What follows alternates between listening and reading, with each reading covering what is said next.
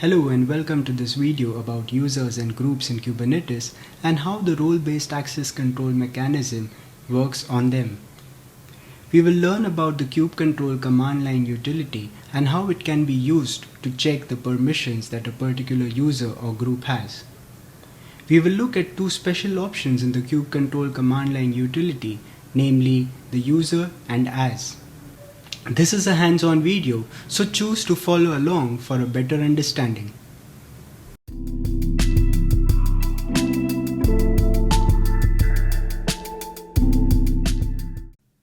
To follow along, you need to have a Kubernetes cluster, and the kubectl command line tool must be configured to communicate with your cluster.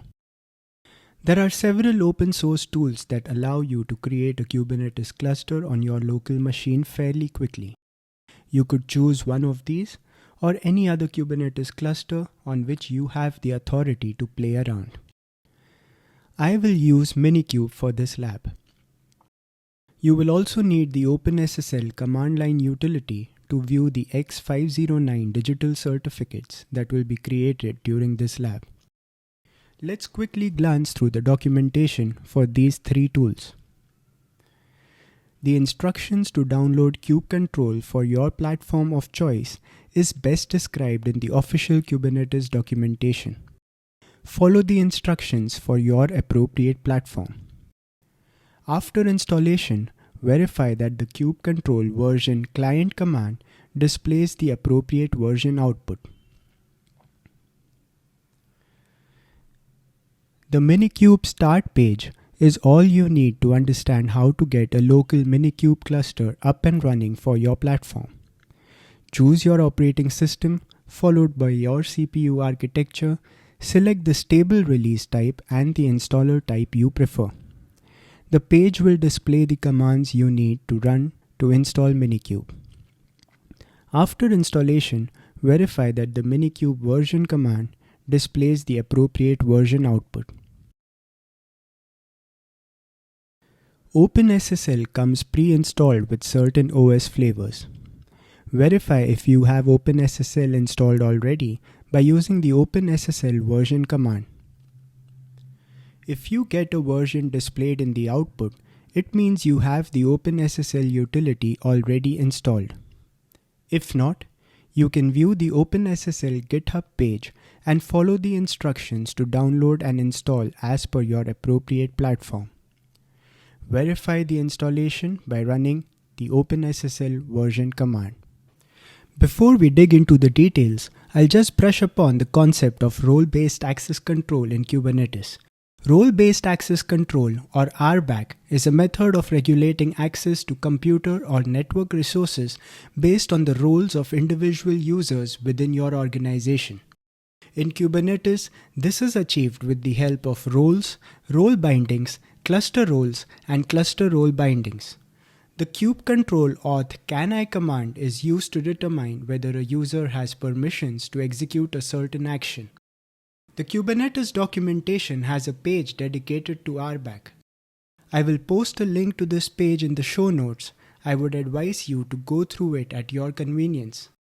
In the upcoming sections, we will take a look at different kinds of users in Kubernetes and see how role-based access control works for them.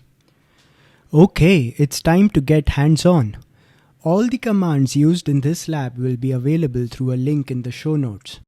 I'll head into an empty directory on my machine so that all the files for this project are co-located. Let's spin up a new Minikube cluster using the Minikube start command. Great! Once you see the message stating kubectl is configured, we are ready to dive into the next step. In the first example, let's work with the default admin user. Starting a Minikube cluster results in the kubectl utility pointing to this cluster. You can verify this using the kubectl config getContexts minikube command. You will see that you have a cluster named Minikube with a context by the same name, and that this context is selected as the current context. Let's fetch the entry of the admin user that is created with our basic Minikube installation. To do that, use the kubectl config view command with the right filters. The output will yield the name Minikube, which is the logical name of the admin user in the kubeconfig file. The important point to note is that unlike pods or deployments, there is no entity or resource for a user in Kubernetes. A user in Kubernetes is nothing but a key and certificate pair issued by the Kubernetes cluster and presented to the Kubernetes API. Let's go ahead and check the X509 certificate of the Minikube user. The output shows the location of the X509 certificate belonging to the Minikube user. You can view the contents of this certificate to see the user's name and the group it belongs to. To view the details of the certificate, use the OpenSSL tool. This gives a fairly large output, but the portion we are interested in is the subject field. If you would like to output just the details of the subject field, we can use the command on your screen. You will see an output containing a common name or CN and organization or O. CN contains the user's name and O contains the group it belongs to. So in our installation, the name of the user is Minikube user and it belongs to the system masters group. The important thing to note here is that system masters is a group which is hard-coded into the Kubernetes API server source code as having unrestricted rights to the Kubernetes API server. Any user who is a member of this group has full cluster admin rights to the cluster. Even if every role or cluster role is deleted from the cluster, users who are members of the system masters group retain full access to the cluster. Let's use the kubectl auth cani commands to verify a few scenarios. Let's check whether the user has permissions to create pods using the kubectl auth cani create pods command. Yes. Does it have permissions to create deployments? Yes. Does it have permissions to delete secrets? Well, yes. As Minikube user is an admin user, it has access to perform absolutely any action on the cluster. In the next chapter, we'll create a new user from scratch. This user will not be an admin user, meaning by default it will not have permissions to perform any action on the cluster. We will then see how to assign some permissions to it. As a user in Kubernetes is nothing but a key and certificate pair, in order to create a new user, the first step is to issue a certificate.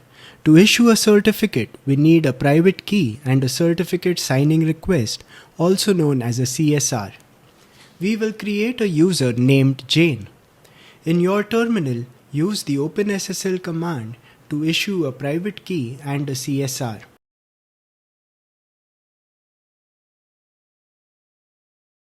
This will generate a private key named jane.key and a certificate signing request named jane.csr. The next step is to fetch the base64 encoded value of the CSR file content. Use the command shown on the screen to print the content without any line breaks. To create a CSR, we need to create a Kubernetes resource of kind certificate signing request. Let's use a template manifest to create a CSR and modify it as per our needs. Provide the name as Jane and the request will contain the base64 encoded output generated in the previous step.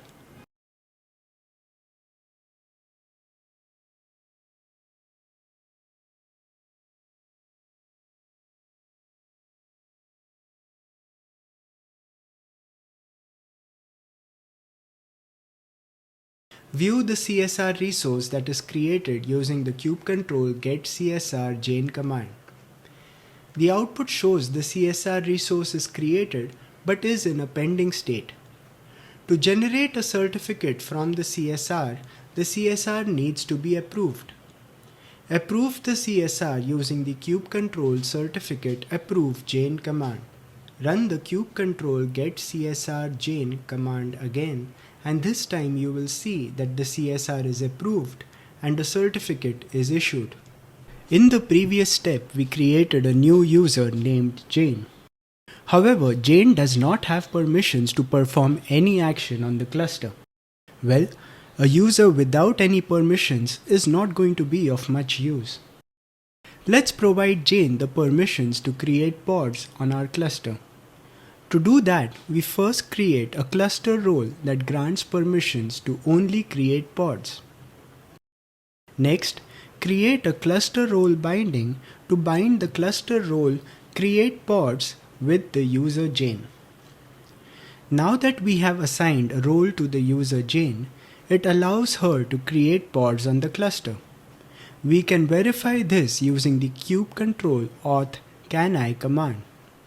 However, before we jump into that, it is important to understand the difference between the as and the user options of the kubectl command.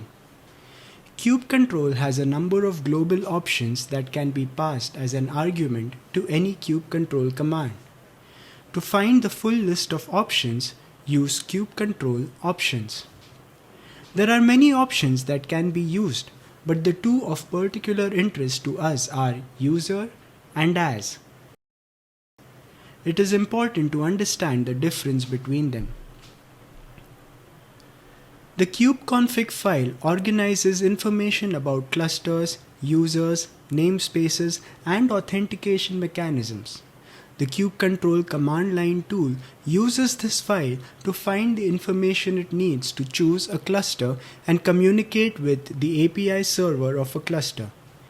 The user option is used when you want to trigger the kubectl command under the context of a user which is configured in the kubeconfig file. This option throws an error if the user is not present in the kubeconfig file. The as option is used to impersonate any user or service account. As can be used for a user irrespective of whether that user is present in the kubeconfig file or not. Let's put the theory into action with the help of the user Jane that we created. Let's check if the user Jane has access to create pods on our cluster. To do that, use the kubectl auth cani command, but this time with the as option. As expected, the output is yes, as we assigned the create pods cluster role to Jane. So that is the only permission that Jane has on the cluster. Let's validate this using a couple of more commands. Does Jane have permissions to create deployments? Well, no. Does Jane have permissions to delete secrets? No again. Great. This is as expected. We will now try the commands to verify permissions, but this time we will use the user option and see what happens. Does Jane have permissions to create pods? This command leads to an error. This is because we have not configured the user Jane in the kubeconfig file. Let's address that by adding the user Jane to the kubeconfig file. To add a user to the kubeconfig file, we first need to get the user's certificate. Use this command to fetch the certificate for the user Jane and store it in a file named jane.crt. Next, add the new credentials to the kubeconfig file. Next, associate the user Jane with the Minikube cluster by setting a new context for it. Let's try the kubectl auth cani command with the user option once again to verify the permissions on user Jane. Does Jane have permissions to create pods? Well, yes. Does Jane have permissions to create deployments? No. Does Jane have permissions to delete secrets? No. Now everything works as expected. It's worth noting that the as option does not check for the presence of the user in the kubeconfig file, which means it will produce an output even for non-existent users. Let's see this with the following example. The output simply says no without implying whether the user named nobody is present or not. In this section, we will create a new user, but this time we will provide it the full admin permissions so that it is entitled to perform any action on the cluster. This will enable us to verify permissions that a user inherits via the group it is attached to. Let's name our custom admin user as power user. First, create a private key and a CSR file. We are creating a certificate signing request to generate a certificate for a user named power user and attaching it to the system master's admin group. Get the base 64 encoded value of the CSR. Once again, use the template to create a CSR and modify it as per our needs.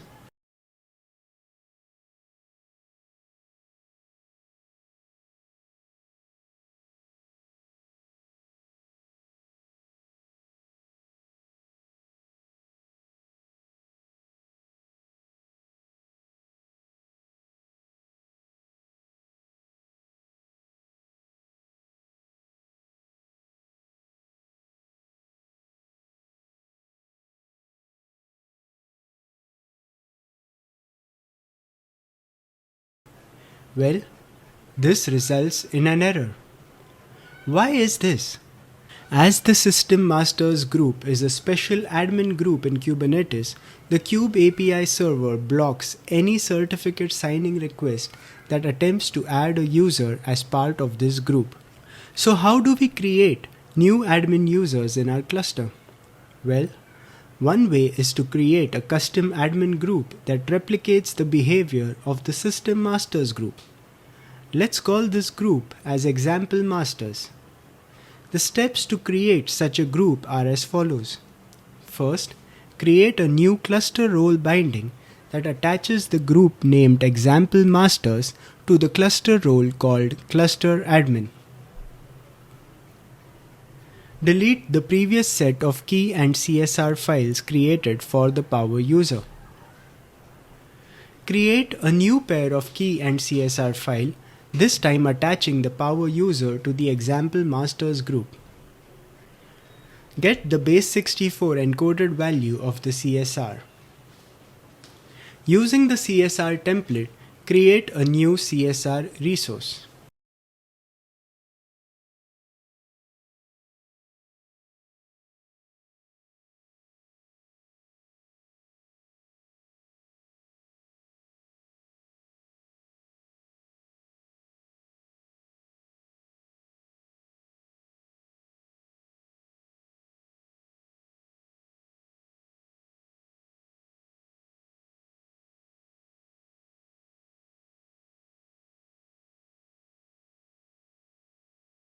Approve the CSR using the kubectl certificate approve power user command. Fetch the certificate generated for the power user. Verify the subject field of the certificate to confirm that the user is indeed attached to the Example Masters group. Everything looks good. Add the credentials of the power user to the kubeconfig file. Next, associate the power user with the Minikube cluster by setting a new context for it. Let's validate the permissions on the power user by using the user option. Does power user have permissions to create pods? Yes. Does power user have permissions to create deployments? Yes. Does power user have permissions to delete secrets? And yes. So far, so good. Now let's try the same commands, but this time we will use the as option. Does power user have permissions to create pods? No. Does power user have permissions to create deployments? Again, no. Does power user have permissions to delete secrets? And no. Strange. The output expected was yes for all three commands, as power user is an admin user with full access to the cluster. Well, let's prove this by actually creating some resources. Switch the kubectl context to work with the power user instead of the default Minikube user by using the kubectl config useContext command. Create a Nginx pod. Create a deployment for Nginx. Create a secret and then delete it.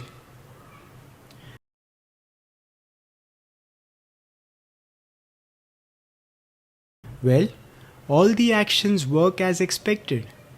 Then why did the kubectl auth cani command yield the response as no when we use the as option? Well, the reality is that the behavior is as expected. The Kube API server has no knowledge of group membership apart from what is encoded directly in the credential or provided by a token webhook. Remember, the as option does not refer to the user's credential in the kube config file, so it does not know that the power user belongs to the example masters group. It checks that the power user does not have any roles directly attached to it and hence returns a result of no on verifying the permissions. If we need to verify the permissions that a user inherits via its group, the as option needs to be supplemented by the as group option. Try the same commands, but this time append the as group option as well. Does the power user have permissions to create pods? Yes. Does the power user have permissions to create deployments? Yes. Does the power user have permissions to delete secrets? Well, yes. Now the results are as expected. Note that the as group option can only be used in conjunction with the as option. For example, if you use the as group option without the as option, the command throws an error. Alright, we've come to the end of this video, so let's try to summarize. Firstly, there is no entity or resource called user in Kubernetes. A user in Kubernetes is nothing but a key and certificate pair issued by the Kubernetes cluster and presented to the Kubernetes API. The kubectl auth cani command behaves differently for the user and as options. The user option checks for the actual presence of the user in the kube config file and can check permissions derived from the group of the user. The as options can be used to check permissions for any user irrespective of its presence in the kube config file. It checks permissions which are directly bound to the user through RBAC and does not check permissions that are derived from the user's group. The API server has no knowledge of group membership apart from whatever is encoded directly in the credential or provided by a token webhook. The as group option should be used to check for permissions that are derived from the user's group.